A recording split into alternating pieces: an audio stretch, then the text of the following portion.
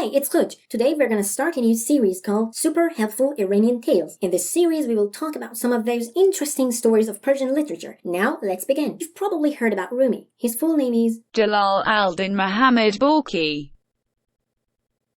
Balkhi? You mean Balkhi? Ah, I forgot you English speakers can pronounce the х sound. Poor creatures. But fear not, I'm here to help. Just open your mouth and say... I'm sure that was helpful. You're welcome. Okay, back to Rumi, whom we mostly call molavi.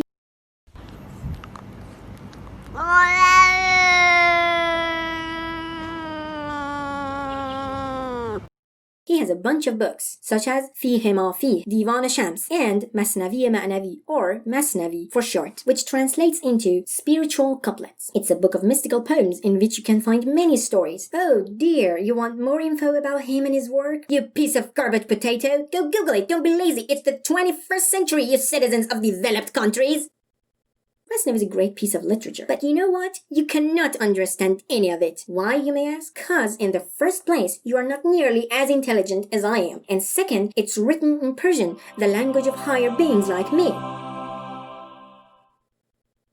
Please don't start calling me a racist in the comment section. You know, truth hurts, but no human being is superior to a Persian Khooj, even the Persian Khoojas themselves. Okay, you nerdy lesser beings, let's jump right into it. This one right here is an extended version of a story called The Elephant in a Dark Room. A group of Hindus brought an elephant from India to a small town for exhibition, and the day before, they decided to keep it in a dark room. People of the town had never seen an elephant in their lives before, so they were curious about it and wanted to find out what in the actual hell is an elephant. Now, your intelligence, though not comparable to me, but it is high enough to know at the time there were no zoos or social media. So 5 people among them went into the room and started touching. Touching what? Anything they guess could be the elephant, you sick morons. One of them touched the long part of its body. Hopefully the trunk, as Molavi states. You know, he wasn't as dirty-minded as you are. He was much worse. Anyways, he said, "Guys, elephant is like a water pipe." Another said, "No, it's more like a large fan, 'cause he touched the ear." Then the elephant said,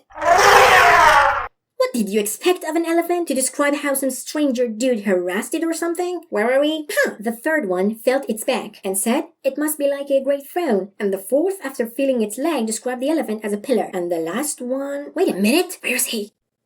Oh, I'm so sorry. Okay, rest in peace, the last one. Look how this cruel world can bear such great people. Molavi then summarizes their argument about the quality of the elephant by saying one called it Delta and the other Alpha. If they held a candle and went into the room, they could have seen the elephant in its hole and wouldn't argue with each other anymore. Okay, what's the moral of this story then?